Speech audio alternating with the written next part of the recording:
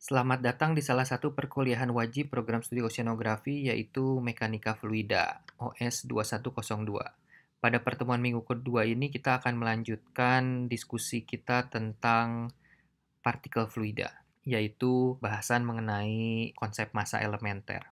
Massa elementer fluida atau partikel diasumsikan sangat kecil atau cukup kecil di mana seluruh bagian elemen dari partikel tersebut dapat dipandang mempunyai kecepatan atau V gitu ya, dan juga densitas yang sama.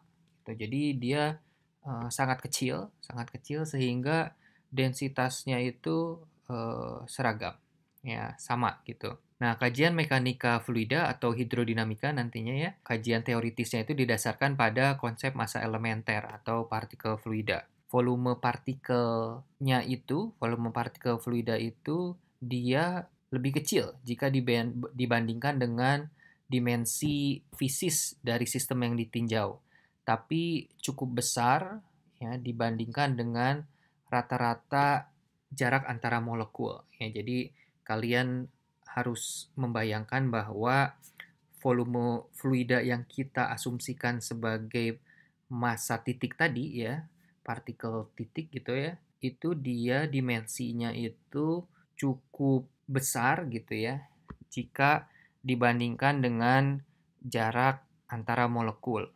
Nah, partikel fluida juga disebut materi titik. Partikel fluida diasumsikan homogen, isotropik, dan kontinu dalam skala makroskopik ya. Partikel fluida didefinisikan sebagai suatu bagian yang infinite ya atau sangat kecil dari fluida kontinum di mana partikel tersebut mempunyai identitas sendiri sebagai individu. Jadi antara partikel satu dengan partikel lainnya dia harus berbeda ya, harus berbeda identitasnya sebagian atau seluruhnya. Yang jelas harus berbeda itu posisi. Artinya satu partikel nggak bisa menempati atau dua partikel tidak bisa menempati satu posisi tertentu ya. Jadi posisinya harus berbeda ya kan setidaknya. Identitas yang lain seperti temperatur, kecepatannya, densitasnya ya boleh sama, boleh beda ya. Tapi posisi jelas berbeda ya antara partikel satu dan partikel yang lainnya. Dalam meninjau massa elementer ini ya, pola molekuler dan juga gerak Brownian dalam partikel itu dia tidak diperhatikan ya. Nah, jadi diabaikan. Nah, ini nanti kita masuk ke konsep lain ya. Jadi konsep massa elementer ini digabungkan dengan bahasan lain karena di bahasan ini kita bisa melihat kan tadi bilangnya konsep massa elementer atau partikel titik. Tapi di sini disampaikan bahwa pola molekuler dan juga gerak Brownian tidak diperhatikan. Jadi ada dimensi lain yang membatasi sekecil apanya materi titik ini dapat berlaku. Ya, nanti kita akan bahas lebih lanjut. Nah, tapi silahkan kalian pikirkan ya, kalau misalnya ini dimasukkan tentu akan bertentangan. Nah, mengapa bertentangan? Coba kalian pikirkan. Bertentangan dengan konsep massa elementer tadi ya. Jadi harus ada bahasan lain yang mengunci seberapa kecilnya. Dalam ruang dan waktu, ya, sifat fisis variabel dapat didefinisikan matematis melalui persamaan ini. Ya, misalnya persamaan densitas gitu ya, merupakan fungsi dari ruang dan juga waktu. Ya, ini dalam koordinat kartesian atau dalam koordinat bola gitu ya, atau polar gitu ya, bisa dinyatakan seperti ini. Nah, dia berubah kan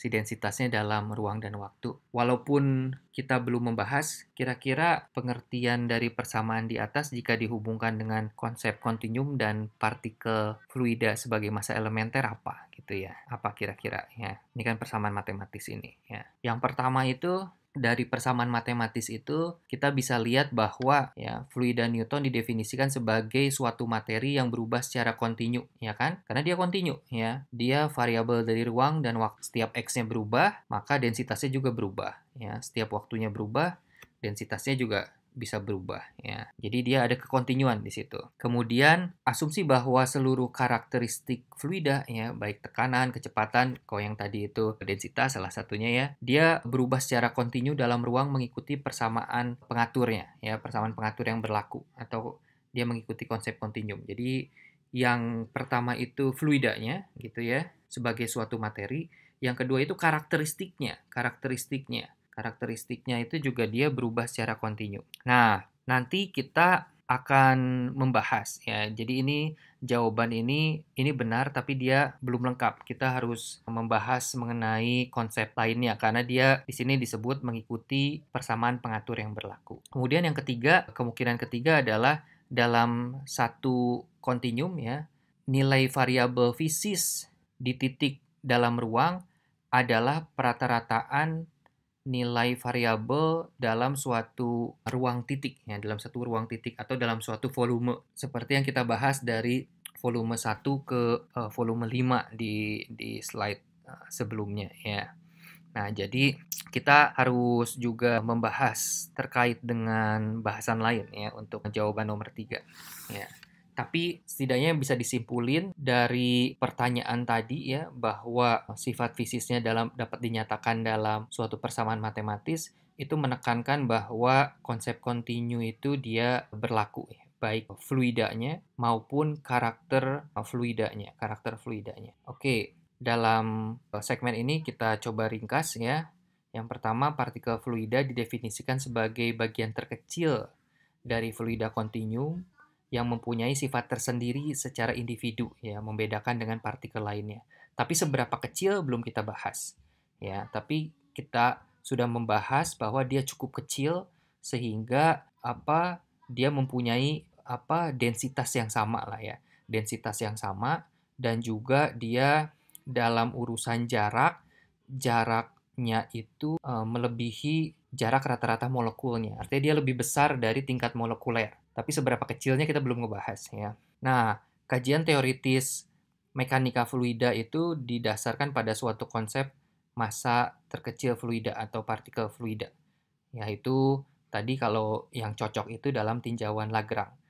Tapi walaupun dia cocok dalam tinjauan Lagrange, bukan berarti dalam tinjauan Euler tidak cocok. Ya, dalam tinjauan Euler dia bisa cocok karena kita sudah membahas bahwa asumsi yang mengikat adalah distribusi masanya homogen gitu ya, dan sebaran densitasnya juga isotropik.